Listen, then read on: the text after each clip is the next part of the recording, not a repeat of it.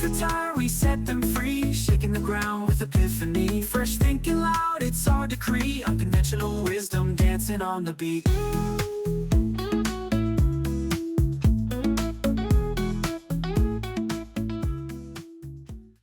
Hello, and welcome to Unconventional Wisdom, about conventional wisdom. I have my friend and PR guru today, Lauren Banyar, and we are so excited to talk to you about her path to success and some of the lessons that she's learned. All right, so Lauren, tell us a little bit about you and your business. Absolutely. So I actually studied journalism and PR in college. And I feel like so many people take these kind of crazy, circuitous routes these days. And I'm kind of still doing what I had set out to do, though the landscape clearly has shifted immensely. When I was starting out, I remember somebody was mad because they got an online placement and they didn't get a print placement. And we were trying to explain the value of fastcompany.com. And they said, well, I want to be in the magazine. And so, that clearly has undergone a big shift. But I started my own agency, LBR PR, about 10 years ago. Love being an entrepreneur, love helping our clients grow. Like, that's really what we're here to do. One of our core values is your wins are our wins. And that's, that really says it right there. We're not successful unless our clients are successful. And so we're going to take everything we can do in our PR communications toolbox to help make them a success. That's so exciting. I think PR is something that I think most people don't know how to promote themselves, right? Or if they do, they sound very salesy. Well, I talk a lot about the difference between showing and telling, right? What earned media and what PR is really about is, number one, it is about having a conversation with your audiences. It's kind of like that idea of even a personal brand. Like, your personal brand is what people say about you when you're not in the room. And PR, it's really that credibility of being spoken about or written about or accoladed by, featured by that third party, and a third party that you kind of can't pay to be featured by. So that's what PR does in terms of building that credibility and helping tell your story.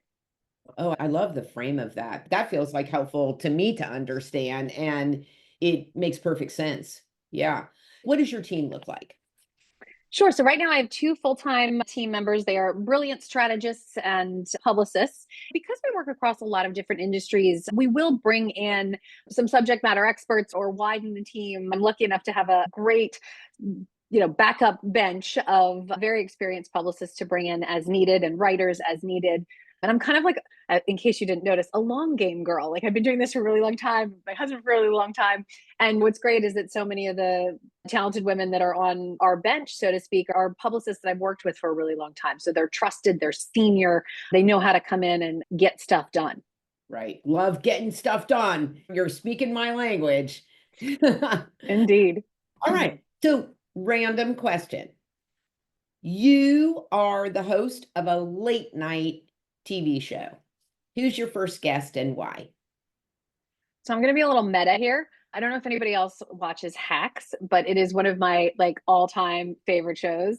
And I think Jean Smart is so brilliant. And she's been around for so long. I remember watching her on Designing Women when I was a kid, she's just had such a fabulous arc to her career. And I think also to kind of play the character she's playing now at the stage and age she is now in her career. I would just love to kind of unpack all of that with her. I think she's brilliant. And I think this idea of maybe not reinvention, but that this is this journey that we're all on, and how you may start here, whether you're a business owner or an actor or whatever, thinking it's going to go one way. And it's, kind of never that straight line. It's always me. Right. And then you end up where you are. Right. And I think the other thing that's so cool about that is that there was a time not so long ago that if you were a woman over a certain age, you certainly were not getting a TV show or any kind of show based on you. You could be like somebody's mother or grandmother, right? But you would never be the main character. Be the star. Yeah, exactly. So I would love to sit down and talk to her about that. I love that. Yeah, I'm sure she'd love to sit down and talk to you too. Okay, Jean Smart, if you're listening, you got an interview coming up. All right, so let's talk a little bit about your journey. And the first thing that we are dying to know. All right. So, what is a piece of conventional wisdom that you followed early on, or maybe even advice that somebody gave you early on that you now realize is just completely wrong for you? Well, my first, real job as a publicist in New York City, and I had a boss who kind of tended to think that if the idea didn't come out of her head, it wasn't a good one, which was challenging for someone trying to learn and grow and try and fail and all the things you need to do, especially early in your career. And I remember being on the phone with the Wall Street Journal back when people used to pick up phones and smile and dial and all that good stuff. But I was on the phone with the Wall Street Journal and talking to them about our client. They were interested in potentially setting up an interview. And I was super excited. And this is like the Wall Street Journal. It's fantastic. And my boss had overheard me talking to the journalist and came in afterwards and said, you were really too informal with them. You should never say, I'm going to ring you later. You should say, I'm going to call you back later. And really, what I took from that essentially was me to play it really super straight. And she wanted me to essentially kind of tamp down my real personality, which is very friendly and outgoing and gregarious. And she wanted me to follow this very kind of buttoned up by the book. And I'm all about being buttoned up and by the book when it comes to the work that I do. So I kind of started to imitate that more formal style. And it really felt kind of icky. And what I realize kind of now in hindsight is those things that make you different are the things that make you stand out. And so in my company, I'm the first one to be super nerded out and excited on something and asking all these kind of quirky questions and using that side of me that I was kind of told could be a detriment to my advantage. And that ends up being why so many clients want to work with us, because of that personality, because of that outgoingness, because of that enthusiasm for, frankly, them and what they do, and then translating that into being enthusiastic ambassadors for their brands and their businesses. And I also think back to like in middle school, right, when you don't want to be different at all. I would be the girl with the big earrings, or I would be the girl with the neon shirt or whatever. And I was always tall. And those were the things that like I got made fun of for. And now those are the things that people remember most about me. So I think this idea that there's kind of one way to play it and you got to play it straight and you got to conform to this professional person kind of attitude, I actually think is terrible advice. I think you should lean into your personal brand, your personal strengths, and how you best show up in the world professionally, of course. But I think those things become what sets your business, your brand apart. Right. I love that. What it makes me think about for myself is that I used to work in engineering firms. I did exactly what you're talking about. This was not a place to be loud. It was not a place to wear an orange suit. It just wasn't. And so I curled up into myself in order to fit in. What's interesting is that I actually got laid off of that job. And I think the universe did for me what I couldn't do for myself. And that is really, in a way that you just talked about, that was the beginning of my journey to really finding my own voice. And although I think that you can find that within a corporate setting as long as you have a potentially a good match. The culture encourages that, because I do think some companies' cultures do, want that kind of flavor. Right. And if not, I think for me, just in the same way as you're talking about, having my own business where I got to be 100% me was really what I needed to do. And I don't know if this resonates with you at all, but I will tell you that my sort of inability to fit into a corporate culture, I felt a lot of shame around that for a long time. I will yes and that big time. I thought for a long time, gosh, I'm here in New York City, I should be working for some brand name company. I had a little chip on my shoulder about wanting to have the credibility of that big brand behind you. I also had the misconception that there was more security in those situations, which I think we all probably know, just being in this world in today's day and age, that there is certainly not any more security. I would dare say there's more security at a small company where you're a bigger piece of the machine than at a corporation. But yeah, I felt that very much so. I ended up getting, long story short, I had an internship at the NHL after I had left a gig when I was in the city kind of early in my career. I remember sitting in the communications floor or whatever at the NHL, which is a super cool job. I was like, oh my gosh, I'm just going to get some experience here. I'm going to get my foot in the door. Maybe they'll hire me.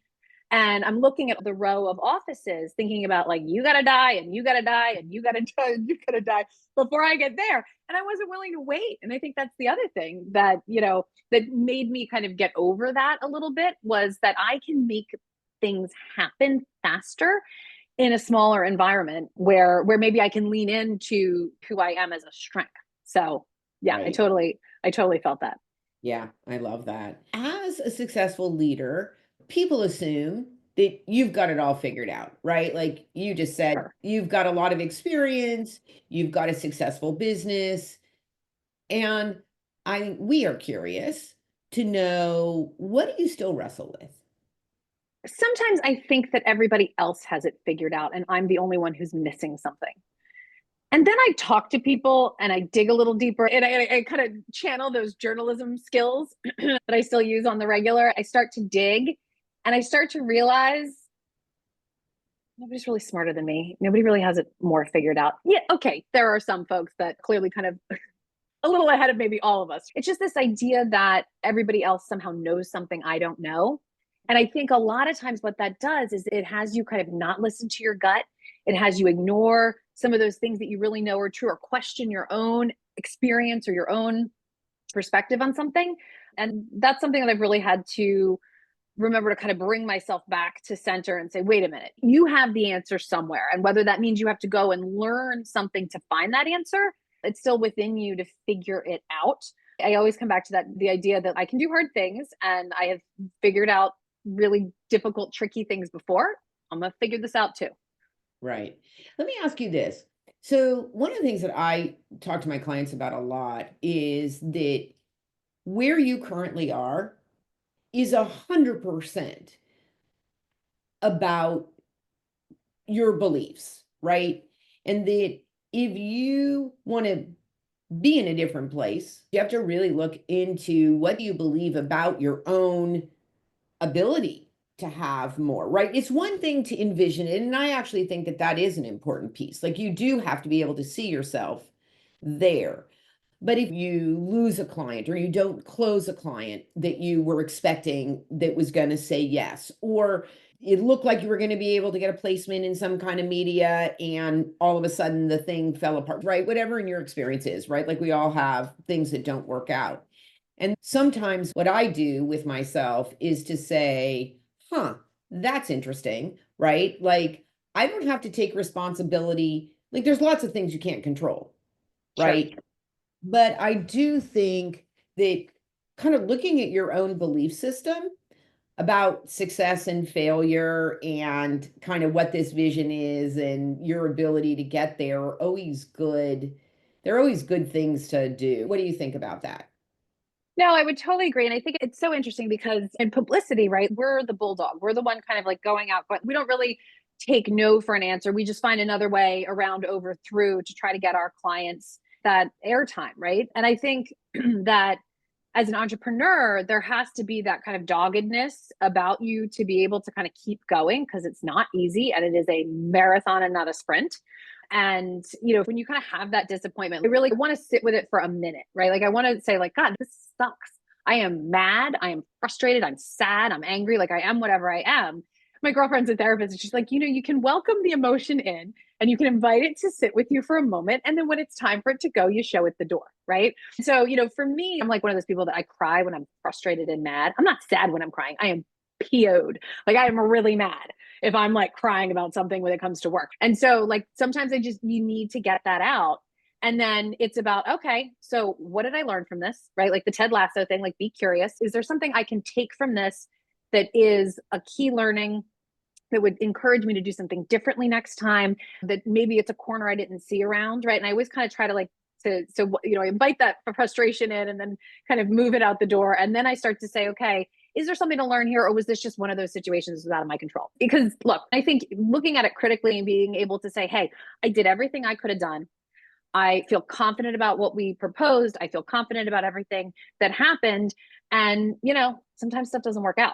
But I think being curious about that, because I think that awareness piece, especially as an entrepreneur, you don't have as many sounding boards and you don't have 360 feedback loops like you do in the corporate world. And so you have to be able to do it yourself and have that kind of emotional maturity to be able to say, is it us or is it them? And then what can I learn? Right.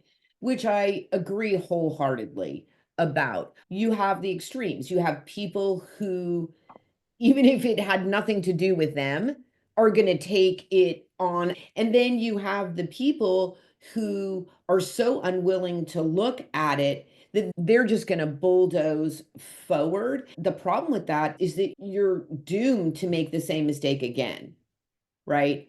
I love that you said sometimes it really just is circumstantial. And with the world doing all the things the world is doing right now, there's so many forces that are not in your control. And that's the other thing I think too, is like, I like the idea of like, you need to focus on the basics sometimes. And that's what, at least in those kind of moments for me, I'm like, okay, look, I know that this works for me, whether it's referral partners and how I get my business, whether it's our internal work and how we do it. I know that this is working. It just didn't work this time, and that's okay. Or it's that question of what do we need to tinker with and reevaluate? Right. And I think there is a confidence level that you have in yourself, in your team, in your processes, and all the things to be able to look curiously at all these things and to be able to say, yeah, I actually didn't handle that as well as I could have. The whole thing is not my responsibility, but I'm willing to take responsibility for my part of it, not for Yes. shame and blame, but so that I can learn from it. A couple of months ago, took an impromptu meeting.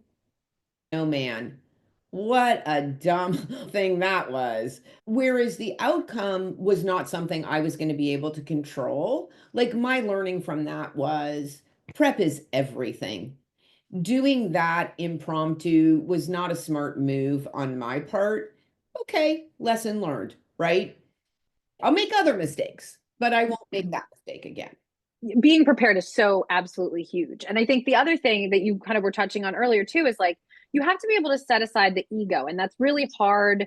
If you yourself are able to do it, that's great. But then what about your team? Like, is your team kind of confident enough to set aside their ego to look at something and be able to dissect it when it doesn't work? One of the things we happen to follow traction, like in my company, one of the things I love about that approach to kind of problem solving and reflecting on things is this idea of identify, discuss, and solve, right? This IDS model for some of these meetings, right? And there's a whole section in every meeting in that rhythm where you look at the issues themselves. Sometimes taking the issue and setting it separately and aside from the people. The client left because they were unhappy. Okay, so what were their chief complaints? Were these things that could have been managed differently, right? And instead of saying, Lauren, the client left because of you, what weren't you doing? That's not the tone of the conversation at all. The tone of the conversation is, here is the issue, here was the postmortem, and then how do we look at that as a team and say, we don't want to repeat this kind of pattern with a different client, or in certain cases, sometimes the client's just not happy and there's no placating the client. So, but to be able to separate those issues allows the emotion and the ego and kind of that icky feeling to kind of come out of it a little bit. And I think that's such a tricky thing when you're managing teams, is to not cast that blame. And when you're the entrepreneur, you're where the buck stops anyway. You're still responsible. Yeah, those are really great points. They resonate with me on both ends as a coach and then also as a business owner with a team. I appreciate that. So, if you could rewrite the rule book on leadership, what's one outdated belief that you'd throw out and what would you replace it with? I think there's so many kind of perception of what a leader has to be, and they're all like a little bit male centric, and they all kind of value being bullish and standing in front of the room and all of those things. I've seen so many different types of leaders because of the work that I do. I get to work with CEOs and I see how they lead because I've represented different membership groups of other entrepreneurs and senior leaders. Like, the golden rule is to be authentic to you and to lean into your values. And so I don't know if that's a replacement, because I think a lot of people have figured that out. But I have seen in my universe, the best leaders are the ones who stand by those values, are super clear, out loud, and proud about what those values are, and then use those values as the yardstick for not only how they run their company, but especially how they lead. And the really successful ones are leading from that place of authenticity and very often empowerment, which again are not that kind of old school idea of what leadership looks like. So I don't know that I have a full scale replacement theory, but I think that the most successful and amazing leaders, and I'm talking about leaders of companies that are very small and leaders of companies that are multinational, hugely successful companies, I've seen across the gamut that authenticity piece, whatever that looks like for you, is really where you're going to have people following you. You're going to be the one who doesn't even have to have the flag. People are going to kind of naturally follow you and want to work hard for you and with you. Let's unpack that a little bit, because I think one of the first things is that as the leader, you actually have to be able to articulate your value. One of the things that I do in my team meetings every single time is I remind my team what it is that we're doing here and why we're doing it. And At the table. that's right. And how important each of their roles are. I think we are quite mission driven, and bringing that forward. Can the leader even articulate what the value is? I think the wrench is that before the pandemic, you could not as much articulate your value, your leadership, and so forth, and lead by example because everybody could see you every day. Right. Right? Yeah. But that is not the case for most companies these days. It was always a good idea to be able to articulate your value, but I think you could get away with it. You're sharing a physical space. It's like you have those physical vibes. You have what the environment feels and looks like and smells like. You have all these other ways in a tangible way show that. And you're right. I think with hybrid and with the way things have shifted, it has to be something that is brought to life in other ways and has to be really concretely articulated, like you said. One other example that came to mind as we were just talking is one of our values is authenticity and transparency, which seems ironic for PR to some people, but we are very authentic and very transparent at LBR PR. I was going through the hiring process to hire a junior person, very clear from the beginning. Here's the parameters of this job. Here's the responsibilities. Here's the salary range. Here are all the things. And this is who we are. And this is how we operate. Completely transparent from interview one. At the end of the process, I had narrowed it to one candidate. I was super excited about her. And she came to me with a very articulate argument that she was making about why she needed to be paid 50% more than the salary that I had offered her, which was at the higher end of the range that I had presented. And she was like, you go, girl, you make your case, right? Part of me looked up at my values on the wall and I said, we live and die by being authentic and transparent. And I was authentic and transparent to you through this entire process. And now for you to come to me at the end, after we've all put this time into it, and come to me with an ask that was clearly on your mind the whole time, you knew what you needed and wanted, didn't feel authentic and transparent. And then how was I going to take that back to my team? We're not like fully transparent, but everybody knows the ranges of what people are being paid. And my senior leadership knows, my right-hand person knows all that information, and then make the case to them that this was somehow okay. And that it had come in at the night. I wasn't going to be able to lead authentically and be a good leader and walk the walk if I went ahead and kind of caved to this person because of this opportunity. So it always makes it for me so clear to say, this isn't who we are, or this is who we are. And it keeps me on my toes. It keeps me accountable to my team in the decisions that I make. And so that was one moment in time where that was just such an important thing to be able to be like, thank you so much. You know, I just don't think that we're actually a cultural fit. And that was totally true. So interesting. Your response was not what she was expecting. No, I don't think so. I love that though you said it that way. And I don't know, maybe she'll listen to this podcast and understand the incongruency, that it really wasn't about the money. Yep, exactly. What's one unconventional habit or mindset that's helped you grow your business? How do you stay sane? How do you keep growing? I think you got to listen to your gut. A long time ago, when I was a baby publicist, publicized a book called Head, Heart, and Gut. And it was about using your head, your heart, and your gut in leadership. And I think the lessons in that book is that you can't have one outweigh any of the others. It has to be that blend of the three. And I think a lot of times people forget about the gut.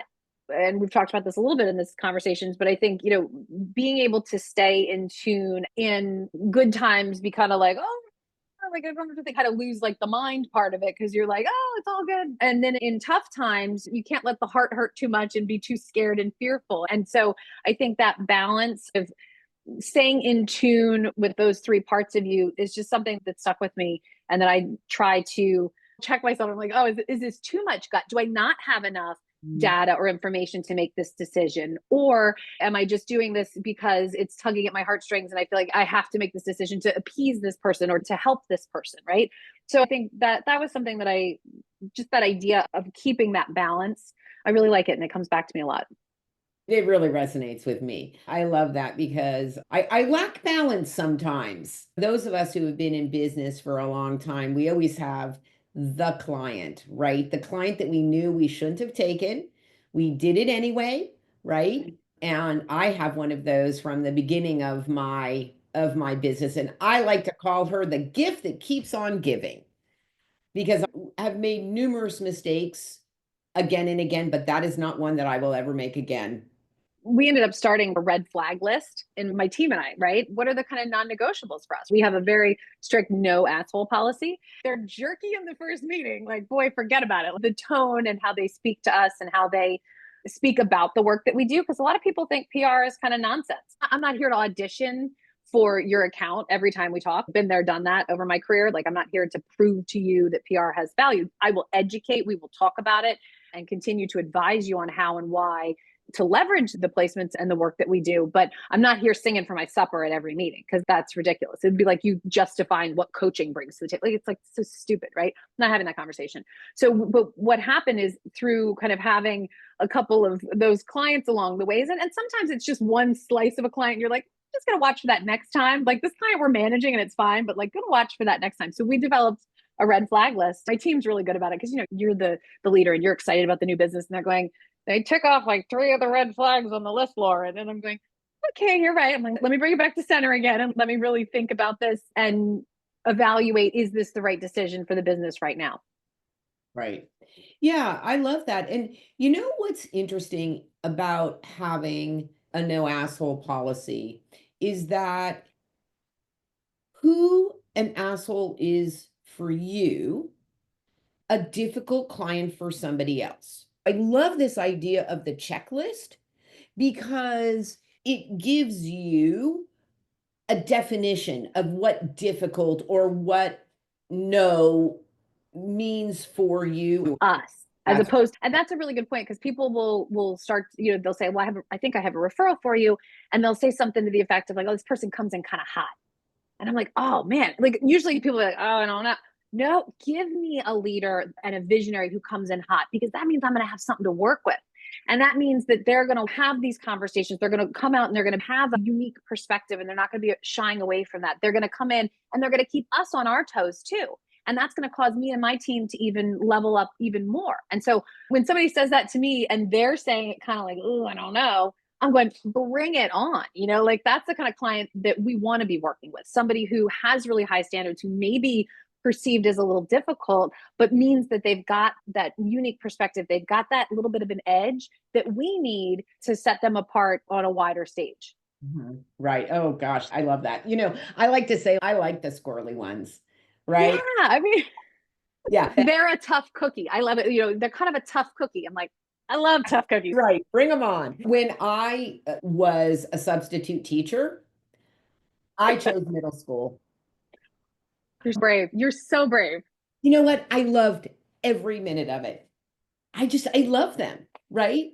Like, yeah, you think you're going to switch names? I don't think so. Got your number, kid. Yeah. Yeah, that was fun. But I'm sort of like, that's who I am, right? Bring it on. Let's do this. Yeah. I love that. All right. I have one more question for you, which is about imposter syndrome. So I think there are times when we all have doubts, right? No matter how successful anybody is. I like to call it sort of like the social media syndrome, where we only post like all the great things that happen. And when you feel doubt, what do you do to combat it?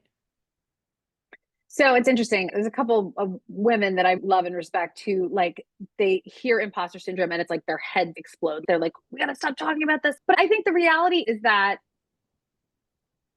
I think we all feel it. I think men feel it too. Men are a lot less about having that feeling. But when I became a mom for the first time, I used to think I could do everything by myself. And that asking for help was like, oh my God, like the biggest sign of weakness, right? And then I became a parent and I realized that I couldn't do it by myself. And we were not super close to family geographically. So we had to build a village. And so I learned that actually asking for help is like a superpower, and especially when my kids were littler and stuff, people would be like, does anybody need any? I'm like, I need help with everything, come help me. And what I realized is, and I hadn't articulated in that way that like asking for help is a superpower. I heard someone actually say that and that just stuck with me. But I think when I am feeling that moment of imposter syndrome or vulnerability or fear or whatever you want to call it, I think my number one thing is to just go find somebody to ask for help. And two things about that. Number one is I have never found a situation where someone wasn't either honored, happy, flattered, or excited about helping me. And I think maybe that's just a testament to being surrounded by amazing people in my life and my network. But so often we're so afraid to ask for help out of fear, out of what it would look like, out of whatever. And the person on the receiving end, as you have been, and I have been in my life as well, the person on the receiving end being asked for help is just so happy to be able to do it. Because anytime anybody asks me for help, I'm like, how can I help you? Like, I'm so glad because otherwise I wouldn't know how to help you. Right. And that ask is that moment of courage to say, I need this help. And then I think I'm always so beautifully surprised and not surprised, but so happy to see the help that floods in. And so for me, when I get really like freaked out about something, who can I call in my world that's going to help, that has been through this before, even, and I don't need them necessarily to do something. Maybe it's just that I need them to share their experience with me about how they got through a tricky time or a bump in the road with their business or, something with their kids or whatever that looks like. But for me, asking for help is a superpower thing. And just knowing and kind of understanding that it's going to be received as the people want to do it as a kindness, and it's not going to be received as, oh, look at this person, they're so pitiful. That's really just not been my experience in any way. Right. I would agree. I would say that's a lesson I think that I'm still learning. I could probably do even better. I've gotten there, but I could definitely do better at it. I think when you are such a strong person and you are the person generally helping, right, can be a little bit more difficult to ask. But I agree that people are very responsive.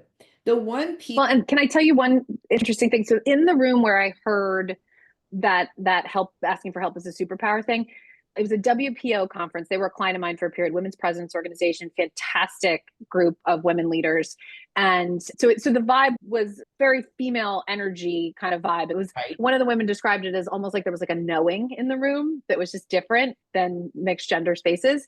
The woman on stage was taking questions after her talk. And a gal said, well, I don't know how to do this and I don't know how to do that. And I'm so nervous because I just don't know how to do these things. She said, who in this room can help this woman? And I mean, 20 hands shot up, right? And she said, asking for help is a superpower. And these are the people who can help you. I have goosebumps even thinking about it. Like, yes. Right. And what's so interesting about that, let's just put a little context to that in order to be in WPO, you have to have $1 million plus revenue business. And it's not like you just say, like they check, right? So, that is so amazing, right? And then the last thing that I will say about that, like sort of putting my little coaching hat on just for a moment, is that if you have had the experience before of asking for help and then being very frustrated by the response that you get because it wasn't really what you wanted or needed, my suggestion is that you think beforehand about actually what is it that you really want or need. And then when you make the request of the person, you actually ask for that. 100%.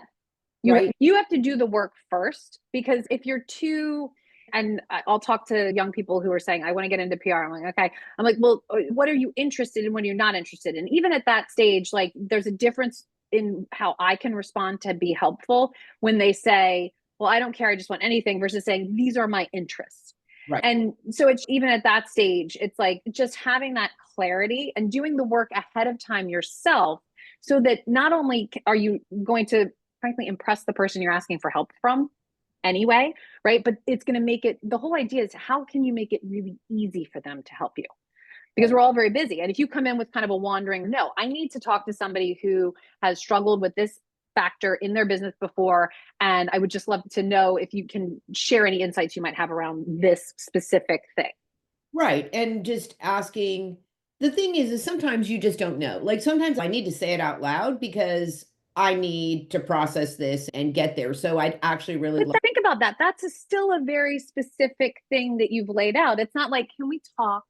Right. And I mean, I'm sure we've all had this experience before where you start to explain whatever it is that's up for you, and somebody either A, makes it about themselves, or B, they just start giving you advice when all you really wanted was just to, right? You wanted them to listen. And the thing, what's interesting, Lauren, about that is that we then make it about that person. We're like, oh, like I'm frustrated with you. You didn't give me what I wanted, right? Like you're not a good listener. And we put a lot of labels on them, yet we actually were not specific or clear about what it is that we wanted, right? So listen, if I say to you, hey, Lauren, I really need, do you have 20 minutes to listen to me? And then you don't listen, that's different, right? But if I say to you, this is what I need, and you do that, then we've just taken everything to just a much different level. I find when I'm out networking and looking for referrals or looking to make referrals, the more specific, I mean, I've gone into rooms and asked for specific companies and really niche industries that I'm looking to kind of learn more about or to talk to decision makers. And when I do that, I get those hits. And when I get those responses, they're really good and they're really on target. And that's the same. If somebody comes to me and says, I'm looking to meet a specific kind of attorney who handles these types of cases, da, da, da, da, and I go, I got two of them. There's two people I know that I can introduce you who do exactly that thing. It makes it easier for me to help you too. And so it's that win-win of that specificity. That's such an important point. Yeah. All right, Lauren, we've done it. Thank you for listening. Thank you for being such an incredible guest and having such a dynamic conversation. And I think just really giving some great guidance based on your own experience. I hope you got something out of this that you can take to whatever next conversation, next career development, networking, whatever it is that you are doing, that you can use this. And this is Kim Miller-Hershon with Laura Banyar-Reich. This is Unconventional Wisdom about conventional wisdom. Download, subscribe, engage, talk to us. We'd love to hear from you, and go out there and be a better human. Cliches retire, we set them free, shaking the ground with epiphany. Fresh thinking loud, it's our decree. Unconventional wisdom dancing on the beat.